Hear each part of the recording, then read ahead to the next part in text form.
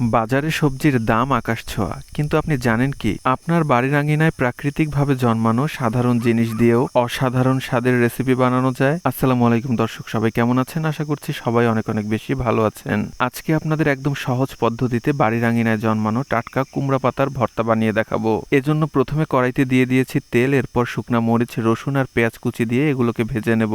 আপনারা চাইলে এগুলোকে সরিষার তেল দিয়েও ভেজে নিতে পারেন। পেঁয়াজ, রসুন আর শুকনা মরিচ কিছুক্ষণ ভেজে নেওয়ার পর এর মধ্যে দিয়ে দিচ্ছি 1 চামচ কালো জিরা।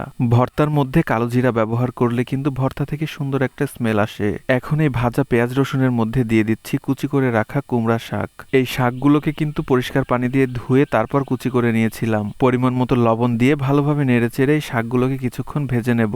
এই কুমড়া শাক কিন্তু আমাদের শরীরের জন্য বেশ উপকারী, কারণ এর মধ্যে আছে ভিটামিন এ, সি, ক্যালসিয়াম এবং আয়রন। প্রচুর পরিমাণ আয়রন থাকায় এই শাক রক্তশূন্যতা বা অ্যানিমিয়া দূর করতে সাহায্য করে। এদিকে ভাজা শাকের মধ্যে আমরা সামান্য পরিমাণে হলুদের গুঁড়া ব্যবহার করছি।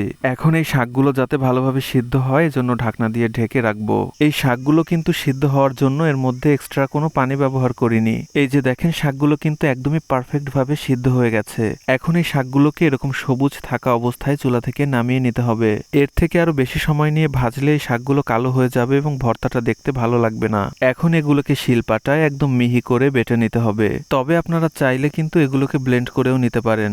এখানে কিন্তু আপনারা কুমড়া শাকের পরিবর্তে যে কোনো শাক দিয়ে এই ভর্তাটা বানাতে পারেন। ও হ্যাঁ, এই ভর্তাটা বাটার সময় কিন্তু এর মধ্যে 1 চামচ সরিষার তেল অ্যাড করেছিলাম। ভিডিওটা এডিট করতে গিয়ে দেখি ওই ক্লিপটা নেই। যাই হোক, আপনারা কিন্তু এর মধ্যে 1 চামচ সরিষার তেল অ্যাড করবেন। এভাবে বেটে নিলেই আমাদের কুমড়া পাতার ভর্তা কিন্তু একদমই রেডি। গরম গরম ভাতের সাথে কুমড়া পাতার এই ভর্তার স্বাদ সত্যি অতুলনীয়। আপনি কি কখনো এভাবে কুমড়া শাকের ভর্তা খেয়েছেন?